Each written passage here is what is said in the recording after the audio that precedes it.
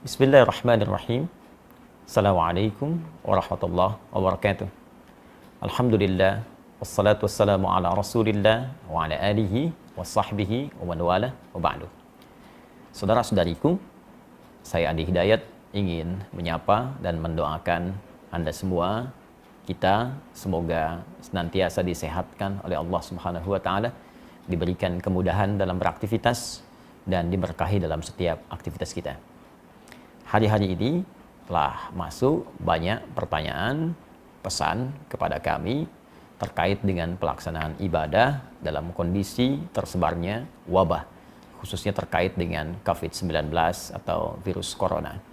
Saya melalui ini ingin menegaskan, khususnya bagi umat Islam, bahwa dalam kehidupan berbangsa, bernegara, dan konteks ibadah berjamaah, kita memiliki wakil di Majelis Ulama Indonesia untuk memberikan pandangan dan solusi bagi persoalan keumatan, sehingga tidak setiap orang bisa memberikan fatwa pada situasi-situasi yang dibutuhkan wakil umat untuk memberikan pandangan. Dan dalam hal ini, di tangan saya saat ini telah ada keputusan fatwa dari Majelis Ulama Indonesia, setidaknya ada 10 lembar di sini. Yang penting saya ingin sampaikan mesti dibaca dengan detail, teliti, dan dipahami oleh umat sehingga pelaksanaannya bisa sempurna seperti yang disampaikan. Karena kami menduga ada sebagian informasi ini yang sampai, sebagian tidak sampai, sehingga menyebabkan kegelisahan, kepanikan, ketidaktahuan, bahkan ketidaksempurnaan dalam menunaikan ibadah yang dimaksudkan. Saya mohon izin untuk bisa berkontribusi menyampaikan fatwa ini sehingga bisa lebih meluas dengan baik, dipahami oleh masyarakat, dan bisa kita amalkan sesuai dengan ketentuan syariat agama kita. Fatwa Majelis Ulama Indonesia nomor 14 tahun 2020 tentang penyelenggaraan ibadah dalam situasi terjadi wabah COVID-19. Ya, bismillahirrahmanirrahim. Komisi Fatwa Majelis Ulama Indonesia MUI setelah menimbang dan seterusnya, mengingat dan seterusnya. Jadi di sini ada adab atau kaidah-kaidah fatwa yang memang mesti disusun demikian, dan ini sudah standar dari mulai pertimbangan kasusnya seperti apa, mengingat ini terkait dengan dasar hukumnya, baik firman Allah ataupun hadis-hadis Nabi Sallallahu Alaihi Wasallam. Jadi nanti Anda bisa lihat dasar dalil argumentasinya, karena seorang alim, apalagi kumpulan semuanya menjadi ulama, tentu tidak akan berfatwa sembarangan kecuali mengacu pada dasar hukum. Ini disebutkan di sini dari halaman pertama dalil-dalilnya, ya, hadis-hadisnya, bahkan ada terjemahannya. Kita bisa akses dan bisa baca bersama sampai disebutkan ke 5 sampai 6 halaman pertama. Ya, 5 halaman masih dalil. Ini fase mengingat sampai di halaman ke-6 memperhatikan. Nah, jadi ada dalil sampai 6 halaman Al-Quran, hadis, kemudian kaidah-kaidah fikih, usul fikih. Nah, jadi tidak boleh sembarangan orang ngasih fatwa, kalau tak tahu kaidah jangan memberikan fatwa.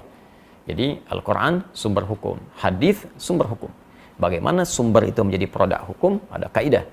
Nah, sehingga menjadi produk fikih yang bisa kita amalkan bersama. Ini kaidahnya disebutkan, kemudian memperhatikan pendapat-pendapat ulama. Jadi merujuk sehingga semua keilmuan ini aspeknya punya sanad, bersambung kepada ulama-ulama sebelumnya yang mendekati kepada isyarat-isyarat Nabi Sallallahu Alaihi Wasallam. Jadi penting merujuk kepada ulama-ulama untuk mengamalkan hadis Nabi, ya, wa innamal ulama warathatul anbiya, dan ulama itu pewaris Nabi, ya, para nabi, khususnya Nabi Muhammad Sallallahu Alaihi Wasallam.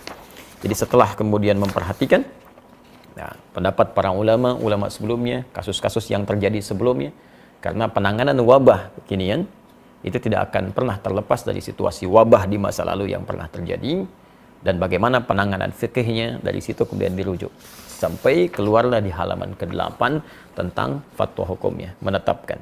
Saya mohon izin untuk masuk ke dalam langsung fatwanya dan langsung membacakan sehingga kita mengetahui dengan baik. Memutuskan menetapkan fatwa tentang penyelenggaraan ibadah dalam situasi terjadi wabah COVID-19. Nah, ini penting dibaca secara keseluruhan. Pertama, ketentuan umum. Ya, dalam fatwa ini yang dimaksud dengan COVID-19 adalah coronavirus disease, ya, penyakit menular yang disebabkan oleh coronavirus yang ditemukan pada tahun 2019. Jadi fatwa ini terkait dengan wabah virus corona atau COVID-19. Kedua, ketentuan hukum. Jadi tadi ketentuan umumnya untuk memberikan batasan bahwa fatwa ini dikeluarkan hanya terkait dengan masalah ini saja. Bagaimana ketentuan hukumnya? Tolong perhatikan dengan baik. Di sini ada 9 poin. Ingat betul. Jadi bukan 1-2 yang Anda cuplik lantas Anda sampaikan atau sebarkan atau di broadcast atau memberikan dasar kepada MUI, tapi sebagian saja yang dicuplik. Itu pun penting dipertimbangkan kembali. Saya bacakan satu-satu. Satu, setiap orang wajib melakukan ikhtiar, menjaga kesehatan, dan menjauhi setiap hal yang dapat menyebabkan terpapar penyakit, karena hal itu merupakan bagian dari menjaga tujuan pokok beragama, atau ad-darurat al-khams. Ya, ad-daruriyah al-khams. Ini bagian pertama, jadi meminta kita semua berikhtiar, jaga kesehatan kita, jaga baik-baik kondisi kita. Kalau kita mengambil kepada bagian-bagian sebelum yang disampaikan, jelas sekali ada anjuran langsung dari Nabi, kalau sudah tahu wilayah yang terjangkit jangan masuk ke situ, dari wilayah itu jangan keluar. Ya, ini bagian dari menjaga kehidupan kita, dan nanti turunannya kita akan lihat seperti apa proses yang dimaksudkan. Ad-daruriyatul khams, jadi ada 5 aspek tujuan pokok syariat ya, yang harus kita jaga. Yang pokok pertama adalah hifdzun nafsi, menjaga jiwa. Jadi jangan sampai kita mencari harta, mencari kehidupan, ya, mencari segala hal yang menyenangkan, tapi lupa bahwa ada yang membahayakan dalam kehidupan kita. Saya tidak akan banyak menafsirkan, kita sudah pahami. Jadi kedua, ini yang paling penting, orang yang telah terpapar virus corona wajib menjaga dan mengisolasi diri agar tidak terjadi penularan kepada orang lain. Saya ulang, orang yang telah terpapar virus corona wajib menjaga dan mengisolasi diri agar tidak terjadi penularan kepada orang lain. Baginya, salat Jumat dapat diganti dengan salat zuhur, karena salat Jumat merupakan ibadah wajib yang melibatkan banyak orang, sehingga berpeluang terjadinya penularan virus secara massal. Baginya, haram melakukan aktivitas ibadah sunnah yang membuka peluang terjadinya penularan, seperti jamaah salat 5 waktu atau rawatib, salat tarawih, dan id di masjid atau tempat umum lainnya, serta menghadiri pengajian umum dan tabligh akbar. Jelas poin yang kedua. Jadi kalau memang sudah ada diketahui positif atau bahkan kemungkinan kuat suspek yang diduga sangat kuat terkait dengan corona, maka ini jelas ya, fatwanya sangat jelas, jangan melibatkan diri dalam proses pelaksanaan ibadah berjamaah, baik Jumat, salat fardu ditunaikan berjamaah di masjid, atau salat-salat sunnah yang ditunaikan dengan sifat berjamaah terbuka. Fatwa ini sangat jelas, mudah dipahami, landasan hukumnya kuat. Bahkan kalau boleh kita memberikan bandingan yang sangat ringan, dalam situasi badai saja, ada hujan lebat, dingin, ya, itu bahkan muadzin mengumandangkan azan dengan satu kalimat membolehkan masyarakat untuk sholat di rumah karena khawatir terkena badai ketika akan ke masjid. Maka bagaimana dengan kondisi orang tertular virus dan bisa menularkan pada orang lain? Atau bahkan dalam konteks lain, ya, orang yang safar saja, perjalanan jauh, dengan keadaan safarnya dia bisa mengganti Jumat dengan zuhur karena kesulitan menunaikannya. Maka bagaimana dengan orang terkena virus yang membahayakan pada dirinya dan bahkan membahayakan orang lain di sekitarnya? Ini sangat mudah dipahami dan tidak perlu banyak ditafsirkan. Jadi kalau memang dampaknya pada wilayah yang sudah terjangkiti, kemudian orangnya diketahui banyak di situ terkena virus juga, maka hukum menunaikan ibadahnya itu bisa diganti dari yang aspek berjamaah di masjid, bahkan Jumat menjadi berjamaah di rumah, atau mungkin Jumat diganti dengan zuhur sesuai dengan fatwa yang disampaikan. Tapi fatwanya belum selesai sampai di sini. Jadi kalau kita mengambil yang kedua ini saja, maka nanti akan banyak ditafsirkan dengan ya, masjidnya ditutup, Jumatnya tidak ditunaikan, ya, baru secara umum. Sedangkan kondisi belum selesai disampaikan. Ya, fatwa nomor 3, orang yang sehat dan yang belum diketahui atau diyakini tidak terpapar COVID-19 harus memperhatikan hal-hal sebagai berikut. A. Dalam hal ia berada di suatu kawasan yang potensi penularannya tinggi atau sangat tinggi berdasarkan ketetapan pihak yang berwenang, maka ia boleh meninggalkan salat Jumat dan menggantikannya dengan salat zuhur di tempat kediaman, serta meninggalkan jamaah salat 5 waktu atau rawatib, tarawih, dan id di masjid atau tempat umum lainnya. Jadi kalau poin 2 tadi khusus bagi yang terkena, maka yang poin ketiga A itu menunjuk kepada kita yang tidak terkena, tapi kita tinggal di wilayah yang diduga banyak terjangkit dan menyebar virus corona. Sehingga menjadikan kita khawatir kalau keluar itu bisa terdampak, terkena, dan bahkan berpotensi menularkan pada yang lain. Dan ini pun sangat dipahami. Jadi kalau Anda tinggal di wilayah-wilayah tertentu yang memang informasi dari pemerintah setempat menyampaikan ini sudah darurat, sudah bahaya, diketahui kemudian tersebar, maka hukum fatwa ini berlaku. Ya, dan jangan dipaksakan. Salat di rumah, ya itu biasa saja. Jadi kalau kita tidak sholat di masjid, itu biasa. Ya, dalam kondisi seperti poin nomor 3A ini. Yang tidak boleh itu tidak sholat. Itu poin pentingnya. Jadi kalau memang di tempat kita ditemukan situasi, diketahui banyak terjangkit, jangan paksakan situasi datang ke masjid. Ya, bahkan boleh Jumatnya gugur dan diganti dengan zuhur. Dan pahalanya sama dengan ketika kita menunaikan di masjid. Ya, saya sampaikan hadis Nabi SAW, riwayat sahabat Abu Hurairah radhiyallahu taala anhu, Nabi pernah menyampaikan, "Idza maridul 'abdu aw safar kutiba lahu mithla ma kana 'alaihi muqiman sahihan." Kalau ada seorang yang sakit atau bahkan sedang perjalanan jauh, dia tidak bisa menunaikan ibadah rutin seperti biasanya, maka apa yang dia tunaikan pada saat itu dihukumi sama pahalanya dengan kebiasaan dia semula. Saat sehatnya, saat normalnya. Anda saat safar kemudian menunaikan yang sempurna jadi qasar, zuhur 4 jadi 2, sunnah tidak dikerjakan, padahal sebelumnya biasa Anda tunaikan. Maka kalaupun Anda kerjakan qasar, sunnah tidak dilakukan, tetap pahala dituliskan sempurna seperti kebiasaan Anda. Anda yang rajin ke masjid, kita yang biasa Jumatan, karena kondisi ini tidak memungkinkan ke masjid, dan tidak kita tunaikan berjamaah di masjid, kita tunaikan di rumah untuk menjaga diri pada aspek yang sangat penting, maka pahalanya pun sama dengan Anda mendatangi tempat ibadah itu. Tapi kalau Anda memaksakan diri sampai tertular atau menularkan pada orang lain, maka bukan hanya berpeluang keliru, tapi berpeluang juga dosa di dalamnya. Fatwanya belum selesai.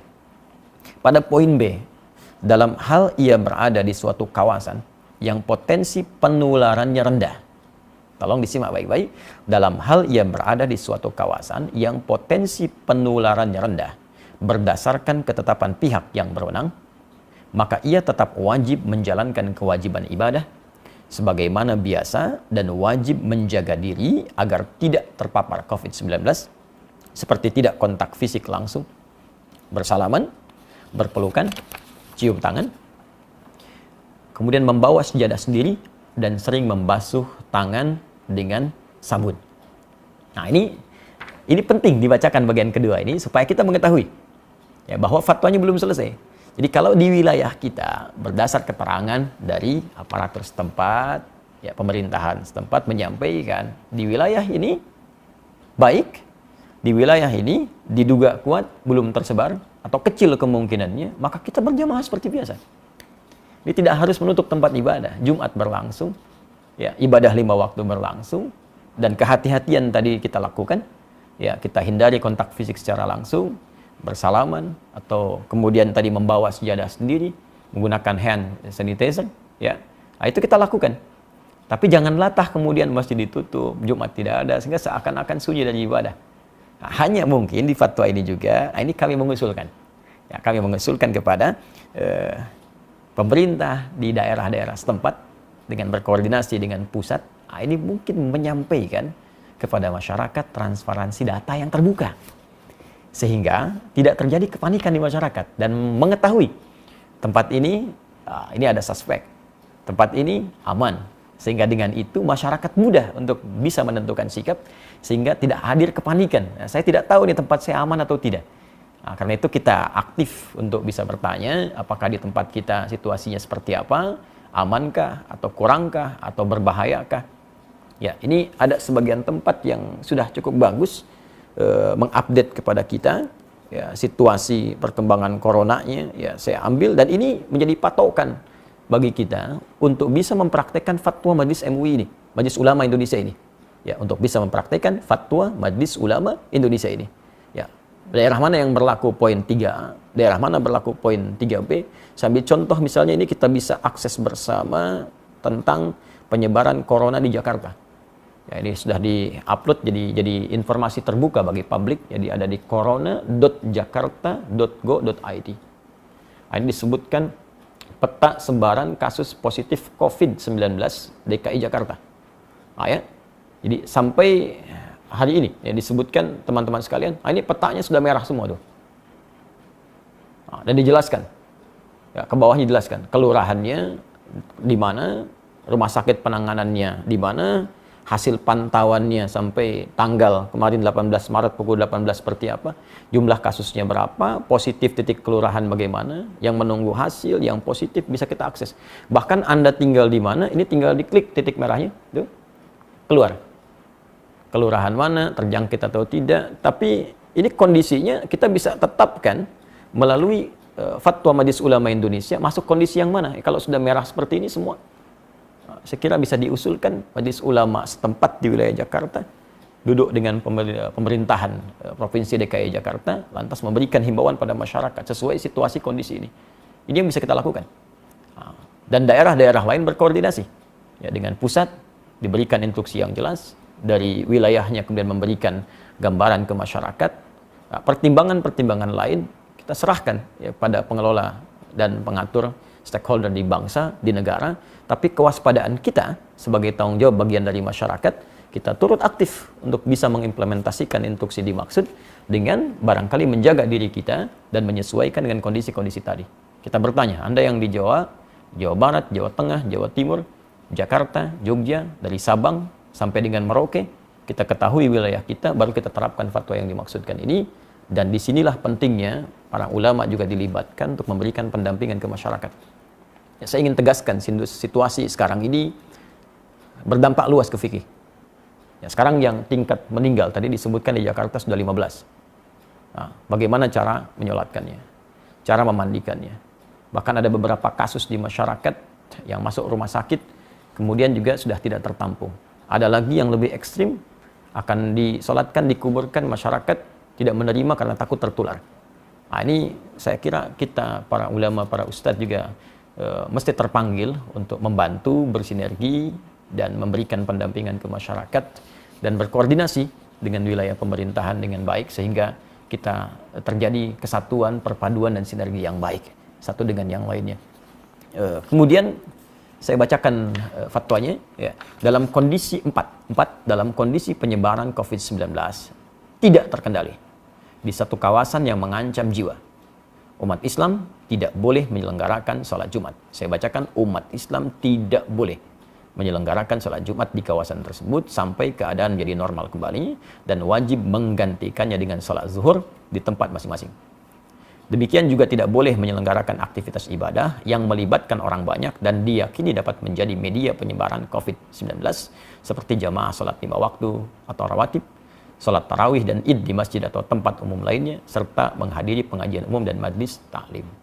Ini nomor 4 ini dalam kondisi penyebaran COVID-19 tidak terkendali. Artinya memang sudah mewabah luas, tidak bisa ditangani sama sekali, maka fatwa ini berlaku. Dan ini sudah tidak perlu kita berfatwa lagi. Jadi kalau orang-orang tak paham, sudah diam saja. Ikuti instruksinya, karena ini sudah orang yang pakar yang berbicara. Ya, kadang-kadang kita ini suka aneh.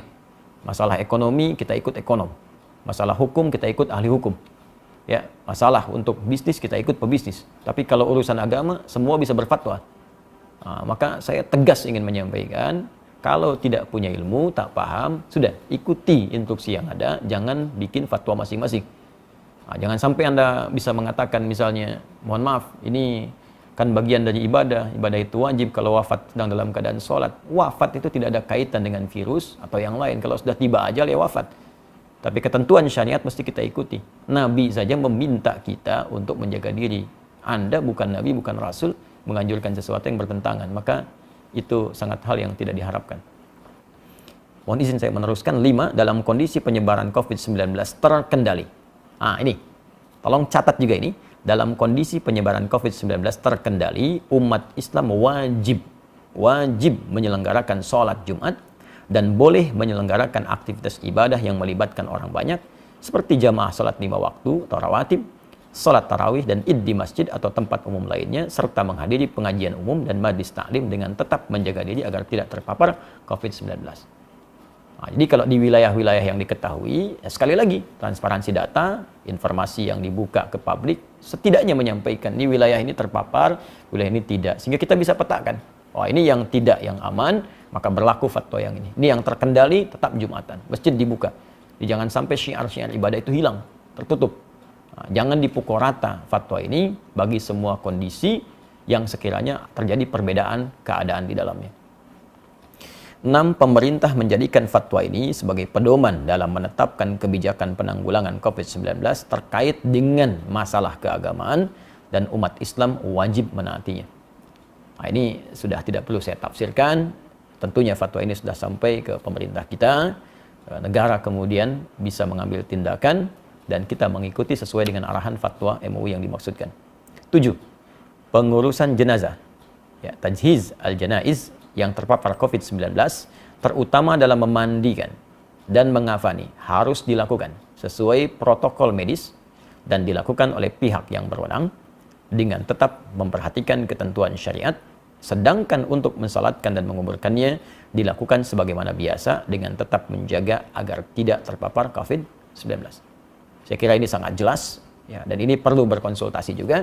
Ada ulamanya, ada bagian medisnya, dan dijelaskan bagaimana saat menyolatkan tidak tertular, saat memandikan tidak tertular, sehingga dengan itu tidak terjadi kepanikan. Dan saat seorang pun dengan izin Allah sesuai ajal meninggal misalnya, karena terpapar virus ini, dan kita doakan semoga Allah menerima segala amal baik, menjadikan rahmat, ya, menjadikan syahid sesuai janji Nabi Sallallahu Alaihi Wasallam.